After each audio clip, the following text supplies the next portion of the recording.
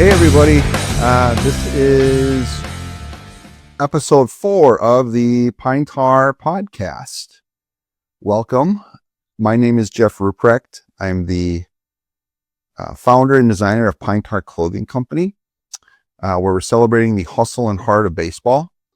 And like I said, this is episode 4 of the Pine Tar podcast, where we talk about all kinds of different aspects of the game and what we find to be supporting the ideals of why Pine Tar clothing exists. We believe in playing the game with hustle and heart, with grit, with love. And part of that is, well, there's a lot of different aspects, right? As a player, again, making sure that you're playing the game as hard as you can with all that hustle and putting a lot of heart into it. We like to say that the best players are the dirtiest uniforms. But also as a player and as a fan or as a lover of the game, I think there's a place for love of all the things that make baseball great. And for me, part of that is history of the game. I think it's important to understand some basic things around the game rather than just the things you learn as a kid. I think there's so much that goes into the game that we don't even think about. Maybe some of the reasons why we say or do some of the things we do when we're watching or playing. A lot of things. One of the things that I personally love about the game and the history is just how far back it's gone, how much it's impacted the culture of our United States of America, and back till the late 1800s. In fact, mid 1800s is when the game kind of got started. I'd say the early part of the 1900s is when it was coined America's pastime. And like I said before, it's helped us through world wars. It's got us through all kinds of history of what's made America great. And so, yeah, I just the last week I think I talked about Nolan Ryan being one of my favorite players growing up, Hall of Famer. And this week I thought it was a perfect week to talking about history, to talk about another love of mine related to the game, and that is collecting baseball cards. For me, as many people do or have done, I collected during the 80s and the 90s, early 90s, as a young guy, learning to love the game. And that was called the junk wax era. There were so many cards made that having a true value from that time period is difficult, but there are some, but a lot of it is junk, hence the name. I got out of the hobby for quite some time, to be honest. Once I was through college, while I was in college, I didn't have time for it. Money for sure. I didn't have money for that. And so I got out of it, stored all my stuff in a big bin, kind of carried with me a few places.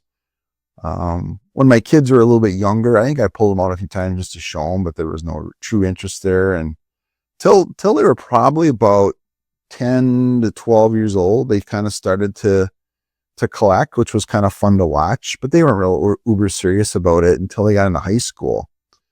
My youngest, I should say, he's the one that kind of got me back into it. Him and his buddies were starting to do more and more of it. And I just remembered the fun and the nostalgia of it.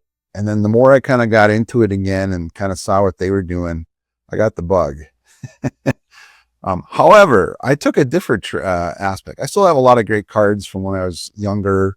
I've got a bunch of different things of players and cards I always wanted and maybe couldn't afford when I was much younger and now can. So I've got them. And again, talked about Nolan Ryan last week. I have a lot of Greg Maddux cards because he's also one of my favorite players of all time. Watching him, I'm sure I'll talk about him at some point. But when I got back into the hobby, I started to kind of gravitated towards, again, the history of the game. And I think part of it is the Ken Burns documentary about baseball. He did that, I believe, back in the early 90s. He did a full documentary about the history of baseball. And in fact, I have a full book about it. And again, I want to talk about that at some point too in the future. But that's always been lingering in the back of my head, right? I've loved that documentary. I've probably watched it 3 or 4 times. And I remember some of my favorite parts of it were the early parts of it. And so when I got back into collecting, I gravitated towards the tobacco cards. Probably one of the cards that people who, whether they collect or not, have probably heard of is the famous T206 Honus Wagner. At one point, it was the most valuable card in the collecting world. It's still one of the most valuable.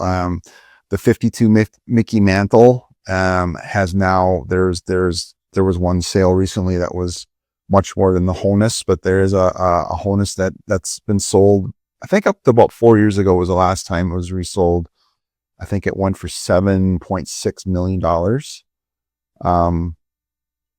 I bring it up because just yesterday, this weekend was a rare Honus Wagner auction, and that card went for $5.165 million, I think.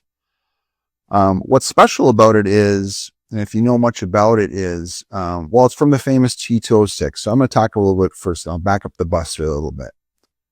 At the turn of the century, there were a lot of tobacco cards, tobacco being a big thing. Obviously, a lot of people don't smoke anymore. It's hard. Not that people don't, but it's not like it used to be. It's slowly gotten downhill to the point where it's actually weird to see people smoke nowadays. I know growing up, it was second nature, just 34 years ago. Back then, even more so, wasn't a big deal. And so you'll see a lot of cigarette, tobacco. It was all over the place, and I'm talking like turn of the century, 1900 through, probably the early 60s was probably the heyday of what I'm talking about. And what there was a lot of these companies, the American Tobacco Company, they would start putting little things inside of their cigarette packs. And not just baseball. There was all kinds of tobacco cards. If you look through a lot of antique ephemera, there were tobacco cards for everything. There was, these real cool lithographs of birds and of famous people and of, you name it, it was on a tobacco card, and including baseball. And they use it as an advertisement, so it's almost like the early version of Cracker Jacks or getting something in your cereal box, right?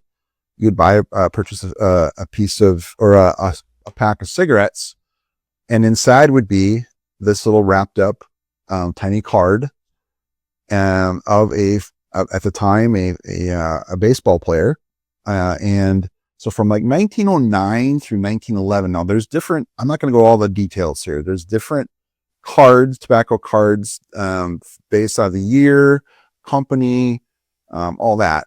The American Tobacco Company, who had a lot of different sub brands under them at the time, they put out between 1909 and like 1911.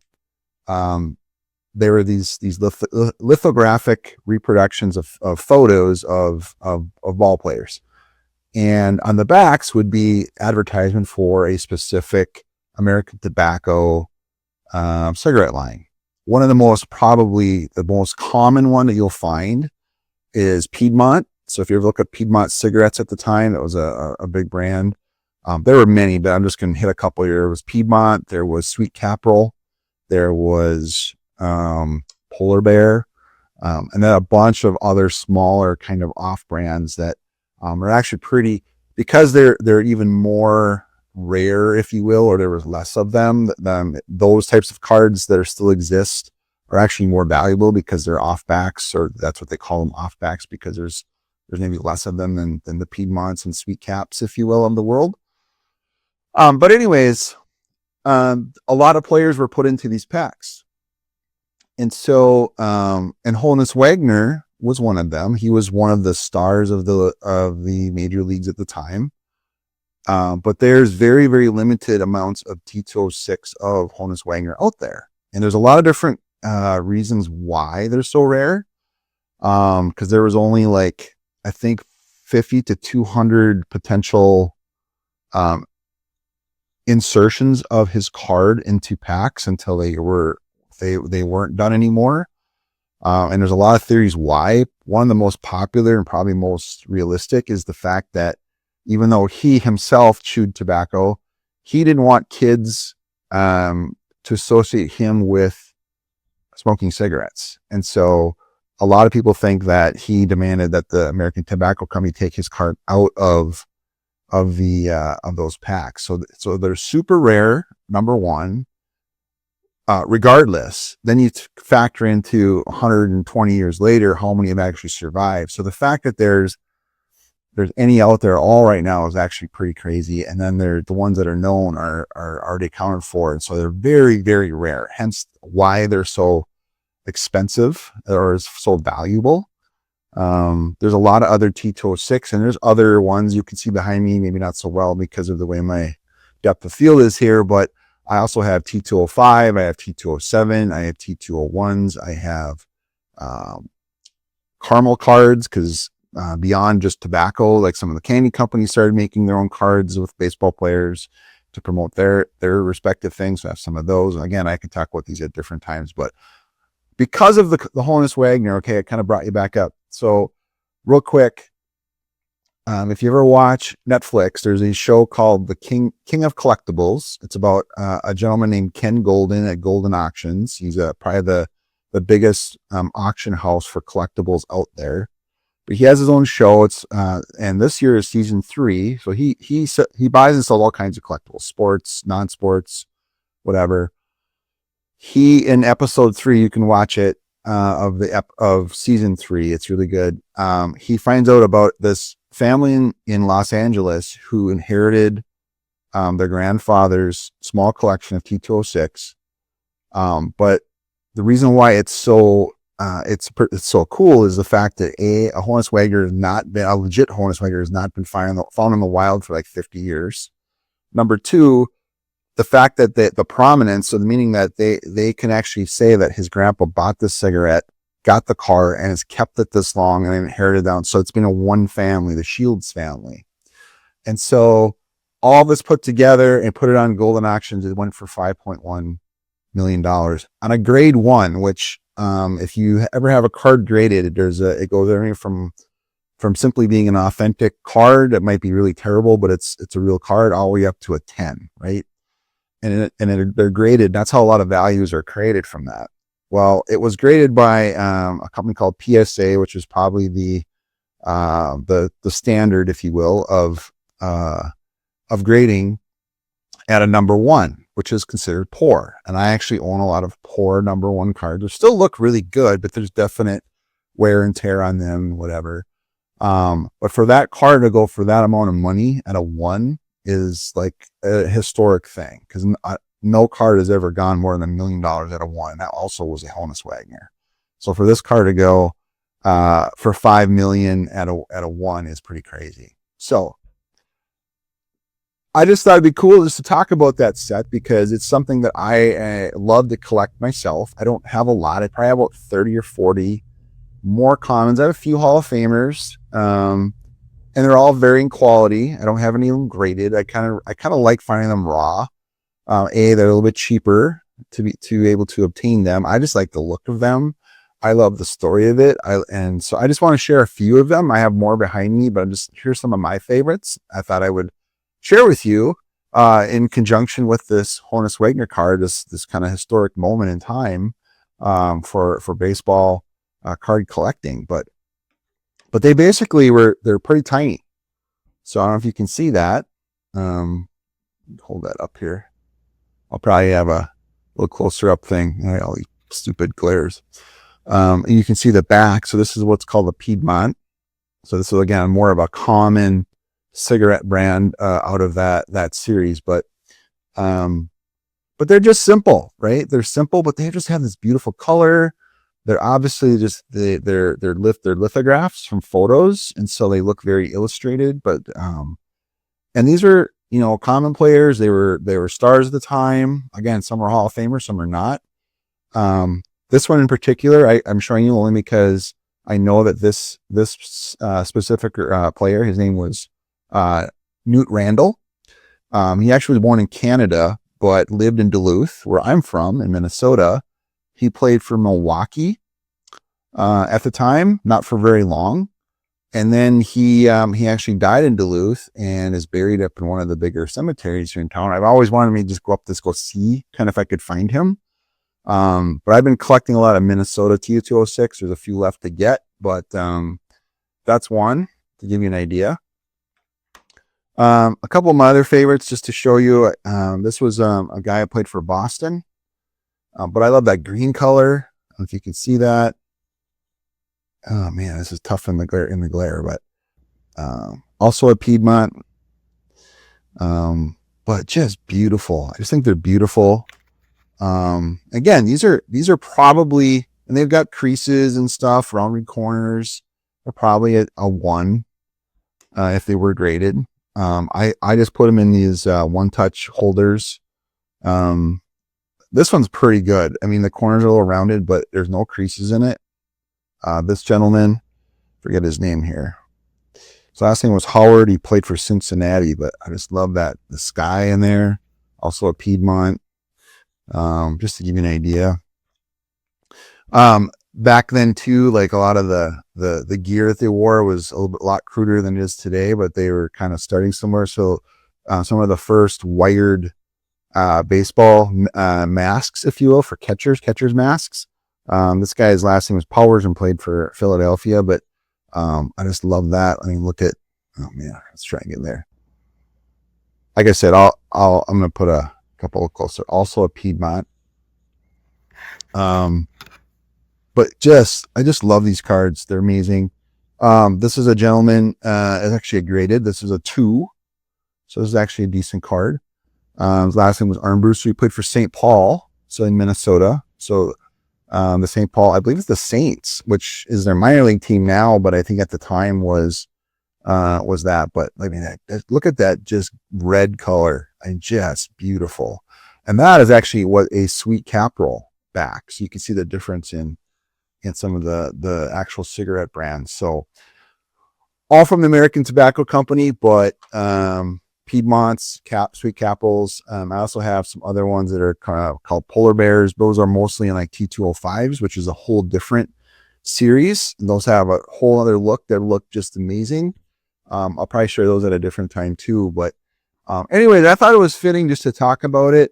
It's a pretty crazy time, and really kind of what set the stage for collecting cards. And the way we see it today, and it's fascinating. What I think is the most fascinating to collect cards from that time period is to be like, okay, these are 120 years old, right?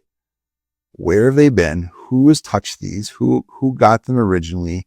How did I wind up with them? Because I bought mine all off of the internet, obviously. I actually part of a couple different Facebook groups. I bought a few off of eBay, mainly off of like Facebook and stuff in my groups. There's a lot of people that collect and turn around and sell them.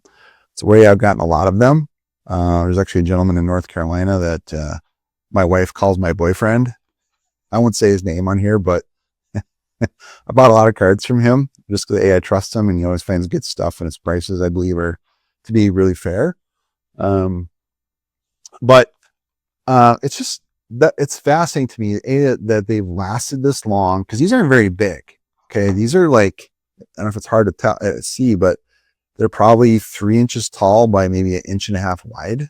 The cigarette packs were way smaller, probably about 50% of the size that a typical cigarette, if you think about a cigarette pack today, they're probably about half the size. And so these cards would fit into it, right? But just the fact that they're this old and they're still here, like they've lasted. I could be the 100th person to own this. I don't know. And that's what's really cool to me. It's the fact that, something that old is still around and has such I guess, relevance, historical relevance to the game that I love. And so, anyways, it's turned into kind of an obsession now where I really like finding the old stuff and even like older, like other baseball memorabilia. Like I've been collecting like old catalogs and things from like, pre 1950. But it's fun because it's a time period when baseball was huge, but not to the hugeness it is now or the way we maybe consume it now. So it's really interesting to me. But it meant probably so much more in historical significance to the country, really. And so I just wanted to share that. So if you guys are collecting cards or things, I'd like to hear from you too, because it's always interesting. People collect different ones for different reasons. Some are just simply to flip them and make some money. For me, I like to collect them because either players I like, or again, time period, bigger significance. But yeah, I'd like to hear from you too. So, but until next time, get watching ball, because the spring training just started in Florida and Arizona for the majors. I know college ball's been playing for a couple weeks now, and I know the high school season on your local teams are probably starting very soon here as well. So keep watching ball, keep supporting baseball, and let me know more about those cards. All right, we'll talk soon.